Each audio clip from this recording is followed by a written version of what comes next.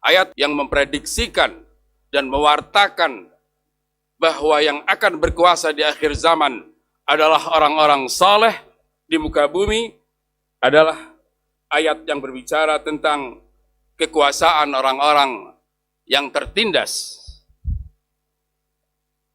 Bahwa suatu saat yang akan berkuasa di muka bumi adalah mereka yang selama ini tergolong orang-orang yang tertindas. Ayat dalam surat Qasas yang berbunyi wa nuridu an namunna 'alal ladzina istud'ifu fil ard wa naj'alahum a'immatan wa naj'alahumul warithin. Senada dengan ayat yang pertama tadi.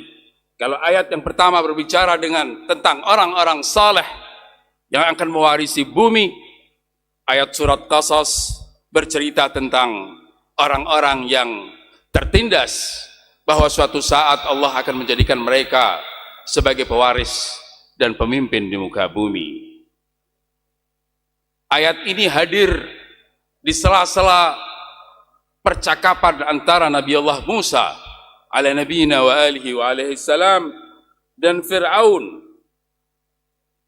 Ayat sebelum ayat wa nuridu an namunna 'alal ladzina istud'ifu fil ard berbicara tentang arogansi Fir'aun, tentang aniaya yang dilakukan oleh Fir'aun atas rakyatnya.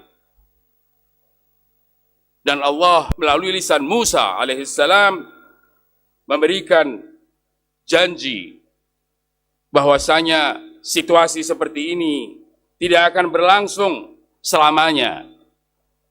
Situasi di mana penguasa lalim menindas rakyat, menyita hak-hak rakyat adalah situasi yang akan berlalu cepat atau lambat. Dan itulah janji Tuhan kepada orang-orang yang tertindas. Kali ini Allah tidak berbicara tentang orang-orang saleh bahkan atau kaum mukminin, melainkan tentang mereka yang tertindas, mereka yang selama ini dicerabut hak hidupnya, mereka yang selama ini tidak mendapatkan hak-hak sipilnya sebagai warga negara. Suatu saat kelak mereka akan menjadi pemimpin di muka bumi. Wa nuridu an namunna 'alal ladzina istud'ifu fil ard wa naj'alahum a'immatan wa naj'alahumul warithin.